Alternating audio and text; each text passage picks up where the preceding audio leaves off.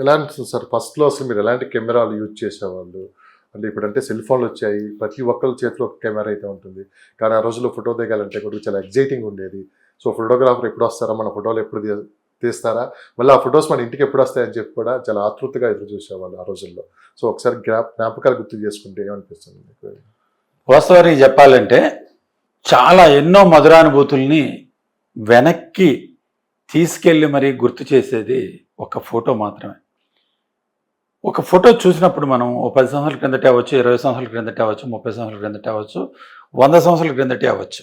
ఆ ఫోటోని చూసినప్పుడు ఆ వ్యక్తి ముఖంలో ఒక రకమైనటువంటి భావాలు కదలాడుతుంటాయి. అంటే ఆ రోజుల్లోకి వెళ్ళిపోతాడు వ్యక్తి. ఆ రోజుల్లో మనం ఏం చేసేవాళ్ళం, ఆ రోజున ఏం జరిగింది, ఈ ఫోటో జరుగుతున్నప్పుడు సంఘటనలు సన్నివేశాలు అనేవి ఆ మనిషి తలుచుకొని ఆ ఫోటో చూసుకొని మురిసిపోతుంటారు.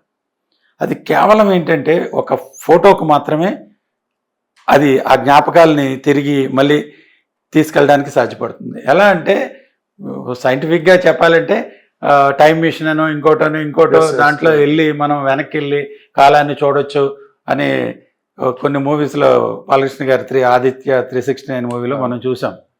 బట్ అది నిజంగా టైం మిషన్ అనేది ఉంటే అలా ఉండేదని చూపించారు. బట్ నిజంగా ఫోటో నిజంగానే తీసుకొని వెళ్తుంది. ఆ దృశ్యం మనం ఒక 10 సంవత్సరాలు వెనక్కి వెళ్ళాలన్నా, 20 సంవత్సరాలు వెనక్కి వెళ్ళాలన్నా సరే, 10 రోజులు వెనక్కి వెళ్ళాలన్నా సరే, మన జ్ఞాపకాలను చూసుకోవాలంటే కేవలం ఏంటంటే మనకు ఆ ఫోటో చూస్తే ఆటోమేటిక్గా మనం ఆ జ్ఞాపకాల్లోకి వెళ్ళిపోతాం. అంత మధురమైన అనుభూతులను ఇవ్వగలిగేది ఒక ఫోటో మాత్రమే. అలాంటి ఇండస్ట్రీలో మీరు ఉన్నారు, ఎలా అనిపిస్తుంది మీకు? ఒకసారి నాకు చాలా గర్వకారణంగా ఉందండి. నిజంగా ఫోటోగ్రఫీ అనేది నేను ఈ వృత్తి పైన జీవనోపాధి సాగించడం కంటే కూడా ఒక ప్యాషన్ తోటే వచ్చాను ఇందులోకి. నాకు ఫోటోగ్రఫీ అంటే చాలా ఇష్టం. ఒక ఫోటో తీసేటప్పుడు చాలా తపంతో తాపత్రయంతో ఒక ఫోటో తీస్తాం. ఎందుకంటే ఈ ఫోటో అద్భుతంగా రావాలనే తపంతో తీస్తాం. దాని మీద ఇంట్రెస్ట్ ఉంటేనే తప్పితే అది సాధ్యపడదు. ఒక ఫోటో అనేది ఒక ఆర్ట్. ఫోటోగ్రఫీ అనేది ఒక ఆర్ట్. ఆ ఆర్ట్లో ఎవరైతే ఇంట్రెస్ట్తో, అంటే చాలామంది ఫోటోగ్రాఫర్లు, నా తోటి ఫోటోగ్రాఫర్లు అందరూ కూడా యాక్చువల్గా ఏ ఈవెంట్కి వచ్చినా, ఏదైనా ఒక సందర్భంలో ఫోటోగ్రఫీ చేయడానికి వచ్చినప్పుడు వాళ్ళు 100% నేను ఈవెంట్ని చాలా అద్భుతంగా తీయాలన్న ఆలోచనతోటే వస్తారు. సో అటువంటి వృత్తిలో ఉన్నందుకు నాకు నిజంగా చాలా ఆనందంగా ఉంది.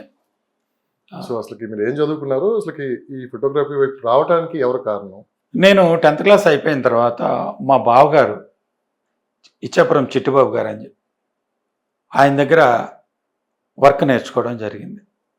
యాక్చువల్గా ఏంటంటే స్టూడియోలో కూర్చొని స్టూడియోని రన్ చేయడం కోసమని నన్ను తీసుకెళ్లారు. బట్ నేను ఫోటోగ్రఫీ నేర్చుకోవాలనే తపంతో ఫోటోగ్రఫీని నేర్చుకున్నాను. మా గురువుగారు చిట్టిబాబు గారు, ఆయన ఎంతో ఇంట్రెస్ట్గా నాకు ఆ రోజుల్లో ప్రతి విషయానికి క్షుణ్ణంగా చెప్పడం జరిగింది.